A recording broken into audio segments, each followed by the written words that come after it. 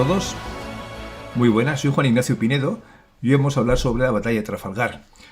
Quiero dar las gracias a la Real Liga Naval Española y al almirante Treviño pues por esta gran oportunidad de tratar de una batalla de la que parece que se sabe todo o casi todo, de las circunstancias que se dieron y de lo que ocurrió. Esto pues no es tan así, como veremos ahora. Hay una versión muy extendida, la versión de siempre, pero que no la vamos a repetir. Primero, tampoco tenemos mucho tiempo para tratar tantas cosas que vamos a ver. Pero bueno, es la versión de siempre, la oficial, la que se ha extendido y todo el mundo da por buena. Cuando uno revisa luego las cosas que ocurrieron, pues se encuentra con muchas sorpresas. Vamos a verlas.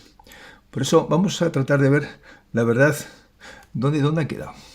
Lo que sí era cierto es que Napoleón quería conquistar Gran Bretaña. Quería pasar un gran ejército que lo concentra en Boulogne, cerca del paso de Calais. Reúne casi 200.000 efectivos. Esto da lugar a la Gran Armée. La Gran Armée surge precisamente de aquí. Y espera que la flota combinada franco-española, bajo mandos franceses, pues se adueñe del canal y ayude a pasar el ejército a Gran Bretaña. Todo esto, no se nos olvide que hay varios ejércitos europeos que están camino de Francia.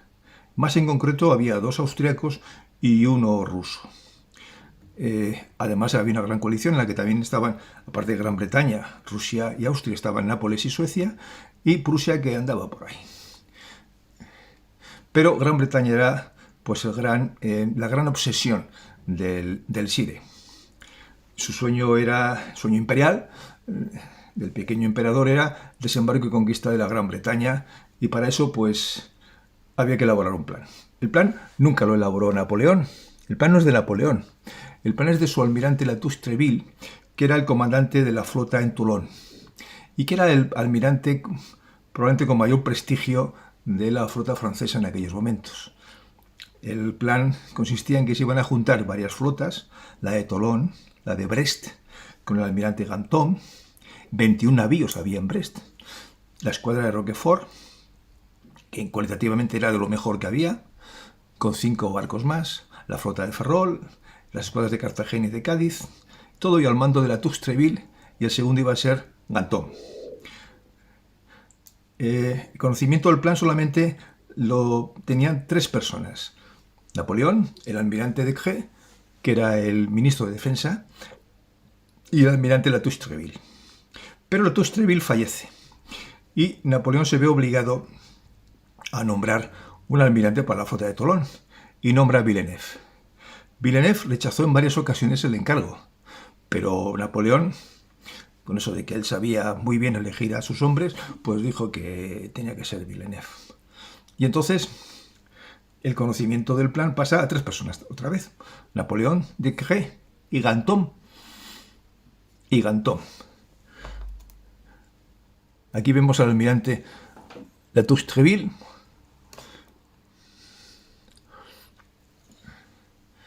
Y aquí vemos pues los problemas que empezaron ya a producirse.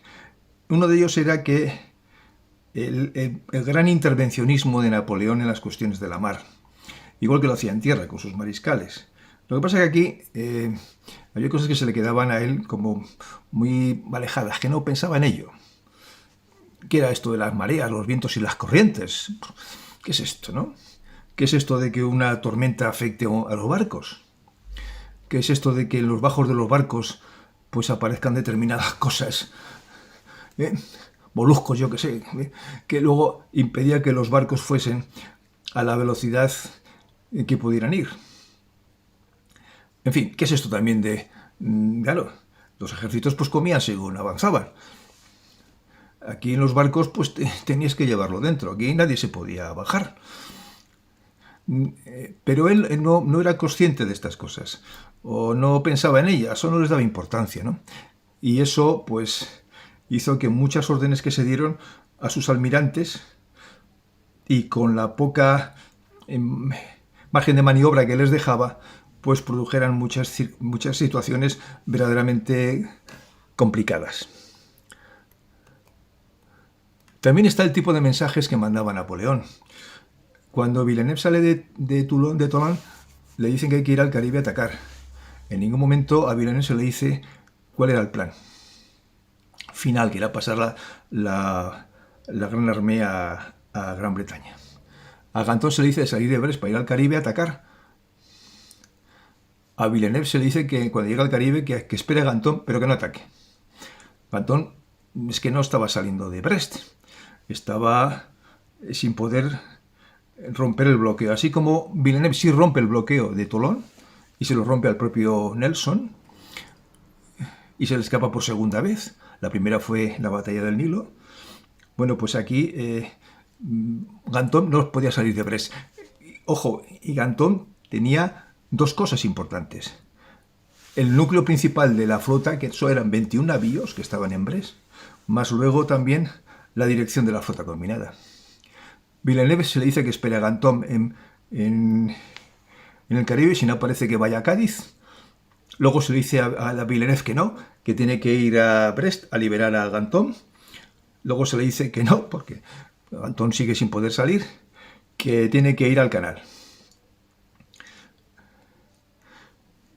Y que ante la duda de paso dirigirse a Cádiz. Esta orden la recibe Villeneuve. Y cuando Villeneuve está en Cádiz se le dice que tiene que salir de manera inmediata para dirigirse a Nápoles a apoyar al mariscal Massena, que iba a atacar Nápoles en nombre de Napoleón. El plan, pues esto es lo que conllevaba. 11 barcos en Tolón, con Villeneuve al mando, que era iba a ser el segundo al mando de toda la flota combinada, los 5 de Cartagena, 11 en Cádiz, 14 en Ferrol, los 5 de Roquefort, de Alemán, y los 21 de Brest, de Ganton, que era el mando supremo y el núcleo principal. 6 en Texel y 2 del contraalmirante Magon.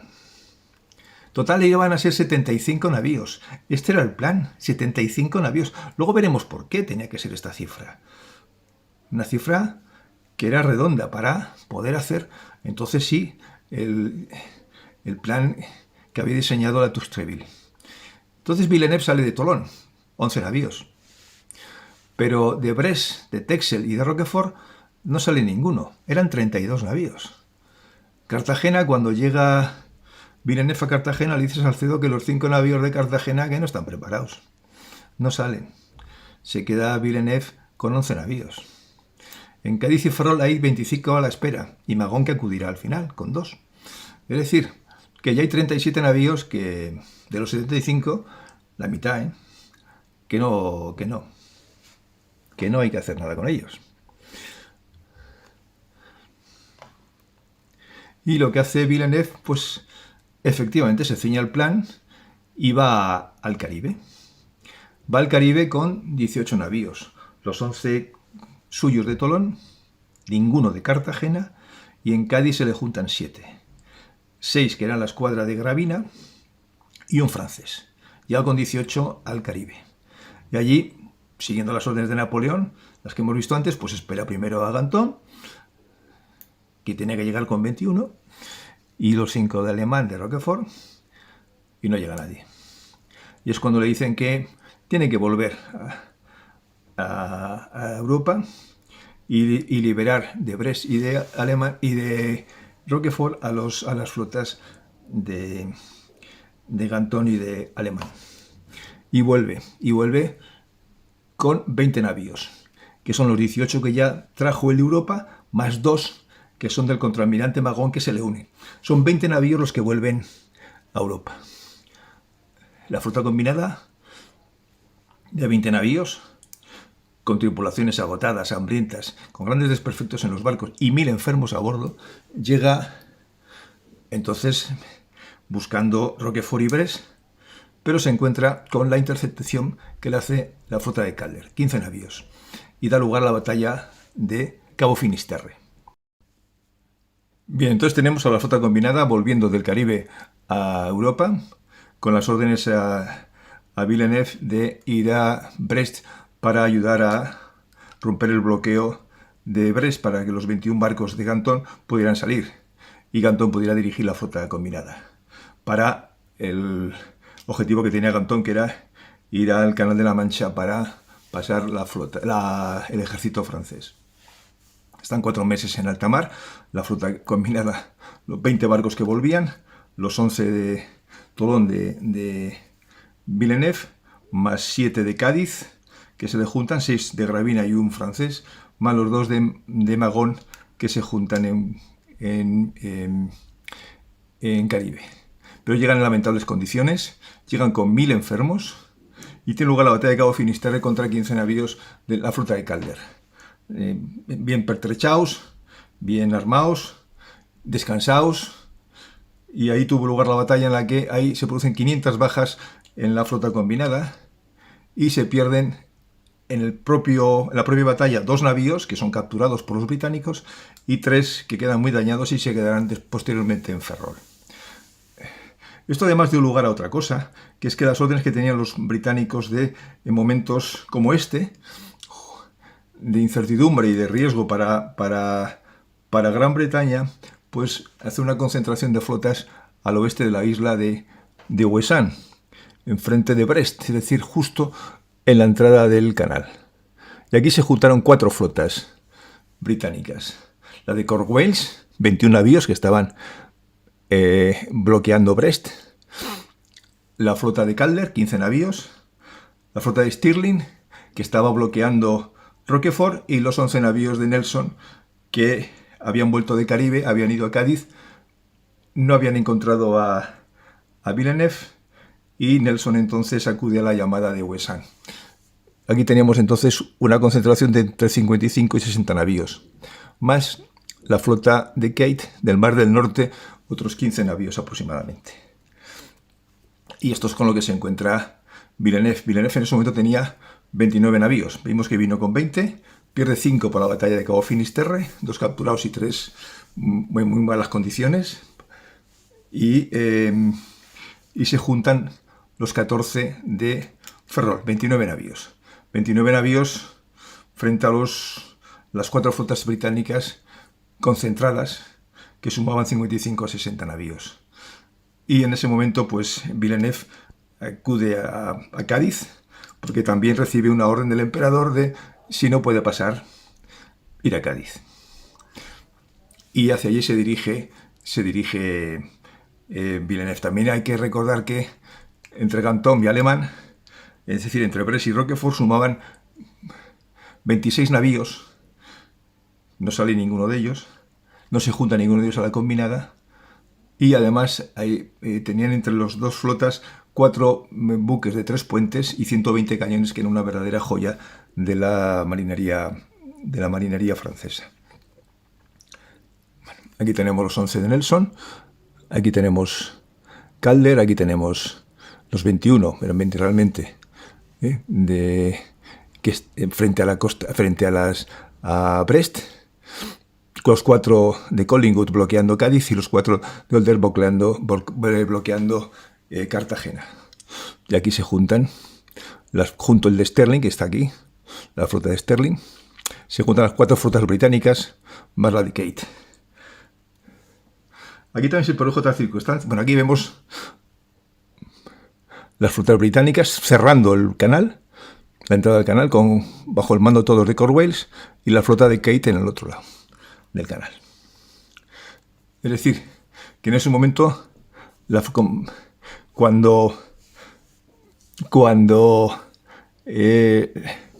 Villeneuve va a Cádiz, va con 29 barcos, los que hemos visto, los 15 que le quedan después de la batalla de Cabo Finisterre, con los 5 perdidos, y los 14 de Ferrol, 29. Va los 4 de Cádiz de Álava, suma los 33. 33. No se van a juntar en ningún momento los 21 de Brest, 5 de Alemán, 5 de Cartagena y 6 de Texel. 37. 33 de la flota combinada, 37 que no se juntarán, y los 5 perdidos en la batalla de Cabo Finisterre. Total son los 75 barcos que tienen que haber formado la flota combinada. Y aquí tenemos otra circunstancia importante, que es que en ese momento también estaban llegando 3 ejércitos enemigos, 2 austriacos y 1 el de Kutuzov, para entrar a Francia. si Napoleón le hubiera pasado a Gran Bretaña, 3 ejércitos enemigos estaban a las puertas de Francia. Y no le quedó otro remedio a Napoleón que olvidarse de los planes de Gran Bretaña. No fue tanto el comportamiento de Villeneuve, sino que dos ejércitos austriacos y uno ruso iban a atacar Francia. De hecho, uno de los austriacos, bajo el mando del mariscal Mack, estaba realmente a las puertas de Francia. Y ahí es cuando toma la decisión Napoleón, repito, no tanto por Villeneuve, sino por no tener la flota y no poder pasar al ejército francés a Gran Bretaña, sino porque los enemigos estaban llamando a las puertas de Francia y Francia estaba pues bastante ya desguarnecida, ¿no? De hecho, días antes de la batalla de Trafalgar tuvo lugar la batalla de Ulm, que fue la batalla de los franceses contra el primer ejército austriaco, el del mariscal Mack, y unas semanas después, en diciembre, tuvo lugar la batalla de Austerlitz, de los 3 emperadores, cuando el ejército francés derrota al segundo ejército austriaco y el ejército ruso, primer ejército ruso. Por lo tanto, aquí tenemos en la flota combinada, ya en Cádiz, con 33 navíos, 18 franceses y 15 españoles que reciben las órdenes de Napoleón de una partida inmediata hacia Nápoles. ¿Por qué? Porque el mariscal Massena estaba atacando Nápoles, que era otro aliado de los austriacos, rusos, británicos y suecos. Y recibe esa orden. Y a la vez da la orden de sustitución de Villeneuve por Rosilly. Y se encamina Rosilly a hacer el cambio. Pero sabiendo que la flota combinada franco-española bajo el mando de Villeneuve había recibido esa orden de salida inmediata para Nápoles. Es decir, se suponía que el cambio de Villeneuve iba a ser después de la campaña de Nápoles. Después de la campaña de Nápoles. La salida de Villeneuve no fue porque llegaba a Rosilly y porque el honor y buscar la flota de Nelson. No. Lo que querían era precisamente evitar a Nelson para cumplir con el mandato de Napoleón de llegar a Nápoles y ayudar al mariscal Massena. Esa fue la verdad. ¿El problema cuál fue? El momento de la salida. No fue en sí la salida. Eso no lo cuestionó nadie, porque la orden era de salida inmediata por parte de Napoleón, sino la inminencia de una gran tormenta. Ese era el verdadero problema. Bueno, sale la flota combinada con la escuadra de observación al mando de Gravina y las escuadras del centro con Álava, Villeneuve y Dumanoir, 7 navíos cada una de ellas, y la de observación con 12. Iban mezclados por países, alternos. No iban como antes, que eran agrupaciones por países, por nacionalidades, sino que iban alternos. Esto fue debido al comportamiento dispar que hubo en la batalla de Cabo Finisterre, donde los navíos españoles pues actúan con determinación y los franceses pues no estuvieron tanto ahí. Este es el ataque británico en 2 columnas. La columna de Collingwood, la de Sotavento, que se va a meter entre la escuadra de observación y la escuadra de Álava, y la de Nelson, la de Barlovento, que se mete entre la de Villeneuve y la de Dumanoir, para quitar lo que en ese momento, después del viraje por redondo, iba a ser la escuadra de retaguardia. La escuadra de vanguardia, perdón. Era retaguardia inicialmente y al viraje por redondo se queda en la retaguardia. Esta es la batalla de Cabo Finisterre, donde Calder hace un ataque en columna para romper la línea y donde la respuesta de Gravina fue precisamente el viraje por redondo.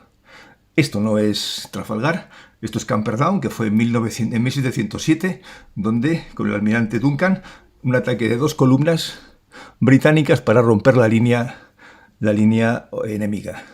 Y esto fue la batalla de los Santos con Rodney, donde se pasa de una confrontación por líneas, como era hasta entonces, a una ruptura en columnas de la línea enemiga. Es decir, que realmente se estaba utilizando con cierta profusión la ruptura de la línea por columnas en la flota británica de tiempo antes y por varios almirantes. Fue John Clare en 1779 quien lo populariza entre los almirantes ingleses. Era un teórico inglés muy reputado, y él se basa en los estudios de Paul Host, un francés de Brest, que ha sido considerado uno de los más grandes tácticos franceses. Él habla por primera vez de cortar la línea y de las contramedidas para evitarlo, como el viraje por redondo. Realmente no estamos hablando de un invento de Nelson, sino que ya tenía más de 100 años esta técnica y era utilizada, repito, con cierta profusión por los almirantes británicos. Vemos, por tanto, que el ataque de 2 columnas de Nelson no fue un invento de Nelson, sino que era una táctica utilizada por los almirantes británicos de mucho tiempo antes. De hecho, hemos visto varias de las batallas en las que se emplearon. Fueron más batallas, ¿no? Pero bueno, es una técnica que se utilizaba con cierta profusión por varios almirantes británicos, como hemos dicho. Y vino la contramedida de Villeneuve, el viraje por redondo. Era la contramedida más adecuada frente a un ataque de estas características. Lo que pasa es que quizás no era el momento de haberlo hecho. Hay varias circunstancias ahí que se daban. Primero, la impresión de una huida hacia Cádiz. Eso bajaba la moral de la gente. Un escaso viento reinante. Mar tendida de poniente. Bueno, llevó mucho tiempo el hacerlo. Se perdió la simultaneidad y la formación. Los barcos se quedan con escasa arrancada, con olas muy altas y mucha mar tendida de fondo. Y barcos se quedan apelotonados y otros se quedan sotaventeados. Un desastre. Además, la flota británica estaba a barlovento. Y además, la flota combinada estaba entre la británica y la costa. Mal sitio para hacer esta maniobra. Y mal momento. Hubo también un rechazo a la petición de Gravina de maniobrar toda la escuadra de observación, los 12 barcos, de manera independiente, y luego la escuadra de Dimanoir, que era la vanguardia que quedaba muy lejana y que no acude a la llamada de Villeneuve de ir al centro, al combate. No entran en combate. Además, había otras características que se dieron allí en la batalla, técnicas también, que también influyeron. Las carronadas británicas, que hacían una verdadera masacre en los barcos enemigos, en las cubiertas de los barcos enemigos, los barcos de la flota combinada, cuando estaban a poca distancia. Bombas a chique de doble émbolo que llevaban pues, prácticamente todos los barcos británicos. Y bueno, muchos británicos siempre han dicho que eso evitó que muchos barcos de la flota de Nelson se fueran a pique. Y bueno, pues todos los barcos británicos sí que actuaron en combate. No ocurrió lo mismo con la flota combinada, como luego veremos. Hubo 10 navíos que no combatieron prácticamente en la flota combinada. En combate realmente entraron 23. Se produjo la huida de Dimanoir con 4 navíos, de los que no entraron, como hemos dicho, en combate. Otros 6 navíos parecía que se incorporaban, pero tampoco fue así, como luego veremos. Algunos sí, pero otros no. Se fueron directamente al grupo que estaba formando Gravina para volver a Cádiz. Y los británicos tenían barcos de 3 puentes, tenían 7. La flota combinada tenía 3. El Príncipe de Asturias y el Santana, de Gravina y de Álava. Y bueno, tenía el Rayo, pero que estaba en muy malas condiciones, muy viejo ya. Y luego tenía el Santísima Trinidad, había una gran diferencia. Y luego estaba también la no aparición de la escuadra de Alemán, de Roquefort, que tenía la orden de juntarse con la combinada. Eran 5 barcos, uno de ellos de 3 puentes, que no se juntaron en ningún momento. Y los 5 que perdió la flota combinada como consecuencia de la batalla de Cabo Finisterre. Hubieran sido 10 navíos más a sumar. La batalla de Cabo Finisterre fue ya un primer comienzo del desastre de Trafalgar. Quitó esos 5 barcos a la flota combinada y dio ese tiempo que dijimos antes que impidió que la flota combinada pasase por el canal cuando se hizo la concentración de las 4 flotas inglesas. Se produjeron también otras circunstancias en la batalla. Aquí vemos los 4 navíos que hemos dicho antes de vanguardia que se van con Dimanoir, no entraron prácticamente en combate. Aquí tenemos 3 que se iban al centro, el San Agustín, San Francisco de Asís y Rayo. San Agustín sí iba de verdad al centro para ayudar al Santísima Trinidad y al Bucenter, pero el Rayo y el San Francisco de Asís pasan por detrás de toda la línea de la flota franco-española para unirse al grupo de Gravina. La diferencia está que entre San Francisco de Asís y el Rayo, al final de la batalla, cuando llegan a Cádiz, bueno, pues no llegaban a 15 muertos, y el San Agustín, que se acude al centro de la batalla, tuvo 180 muertos y 200 heridos. Y el Intrépido y el Neptuno, de Infernet y de Valdés, sí van al centro a ayudar a intentar ayudar a la Santísima Trinidad y al Bucenter. Se produjo también otra circunstancia aquí, como vemos, en el que el Neptuno y el San Leandro del centro y el San Justo salen de la batalla y van al grupo de Gravina. El San Justo tuvo 0 muertos, el San Leandro tuvo 8 y el Neptuno tuvo 15 porque recibió una andanada cuando pasó por aquí del Temerer. Y sin embargo el Indotable, que sí se queda a ayudar al Santa Ana, él sí se queda, tuvo 800 muertos y fue hundido. Vemos una actuación muy dispar de los barcos. Si analizamos ahora por escuadras, vemos que los navíos que fueron, los 5 navíos españoles que fueron con Gravina a Cádiz, estamos quitando al Príncipe de Asturias, tuvieron de media 7 muertos y 17 heridos. Si cogemos el resto de la flota española, 10 navíos, tuvieron 99 muertos y 131 heridos. Esto nos da idea de la disparidad que hubo de comportamiento. En la flota francesa, los navíos de Dimanoir, los 4 que huyen, 8 muertos y 13 heridos. Y los navíos que van con Gravina a Cádiz, de los franceses, hubo uno que vimos antes que prácticamente no intervino en la batalla con esos 15 muertos de la andanada del Temerer, pero los otros sí intervienen y sí van, después de haber intervenido en la batalla, tuvieron 46 muertos y 17 heridos. Los que sí se quedan todo el tiempo en la batalla fueron 9 barcos franceses con 358 muertos y 78 heridos.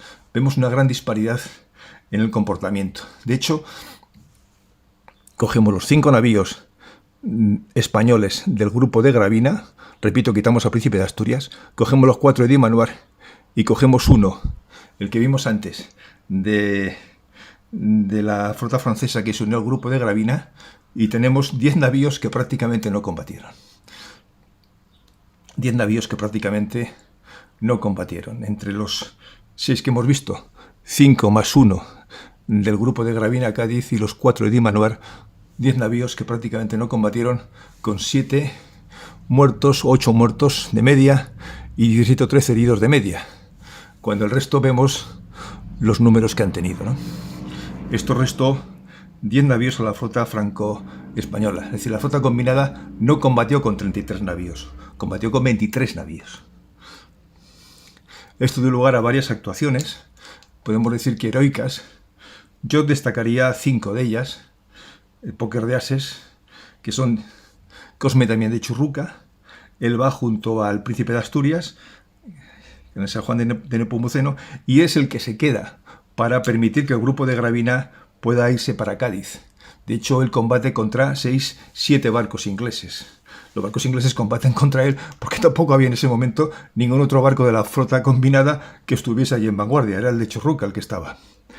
Y pasó lo mismo un poco en el centro. Con Dionisio de Calagaliano él cierra también el centro para permitir esa marcha del grupo de Gravina, y los dos fallecen heroicamente. Está también Valdés e Infernet.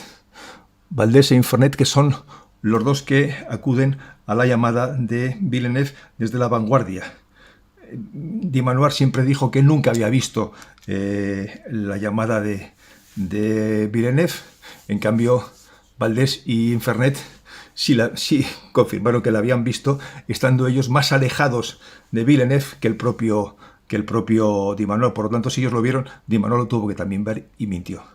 Y luego está Lucas a bordo del Redoutable, que casi consigue hacerse con él Victory. Él tenía la reputación de tener el barco con mejor fusilería. Él había entrenado a sus marineros en la fusilería y de hecho estaba arrasando la cubierta del Victory. Hay un momento que va a hacer el ataque para hacerse cargo del Victory. El Victory casi se pierde y es el Temerer, el segundo de la columna de Nelson, que llega en ese momento, hace una andanada tremenda donde mata a más de 500 marineros tripulantes del Redoutable. y en ese momento se consigue hacerse con el Redoutable. Muchos británicos siempre han dicho que fue gracias al Temeraire que se consiguió salvar la batalla, consiguió ganar la batalla de Trafalgar. Y luego tenemos, he puesto también a Cosmao. Cosmao sí combate al principio en la batalla, después se junta al grupo de Gravina, pero al día siguiente vuelve con 5 navíos, 5 de los que habían llegado prácticamente intactos a Cádiz, llega para hacerse con algunos barcos franco-españoles para recapturarlos. Entre ellos consigue recapturar, por ejemplo, pues al Santana. Entonces yo destacaría estos 5 ases más 1 en la batalla, que bueno, pues fueron actos de valor, en lo que, como hemos visto antes, repito, de 33 buques de la combinada, realmente combatieron 23. Aquí tenemos bibliografía, que os he puesto 3 hojas, por si, bueno, pues queréis leer más sobre todo esto.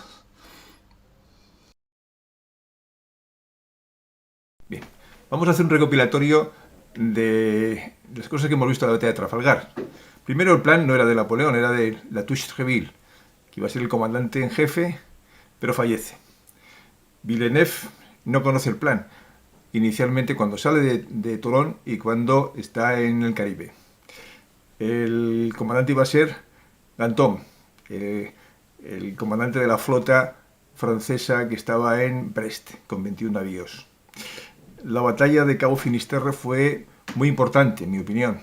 5 navíos se pierden por parte de la franco-española, 2 capturados y 3 son dejados en Ferrol en pésimas condiciones, y luego se pierde el tiempo por parte de la franco-española, se gana por parte de la británica para juntar las 4 flotas en la entrada del canal en la isla de USA, más la quinta, la flota de Kate, la del Mar del Norte,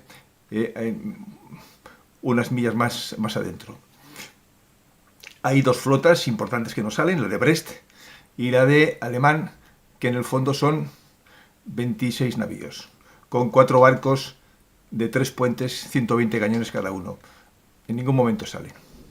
Está también el ataque de los 3 ejércitos, 2 austríacos y 1 ruso, a las puertas de Francia, que hace que Napoleón pues tenga que al final desistir del ataque a suelo británico.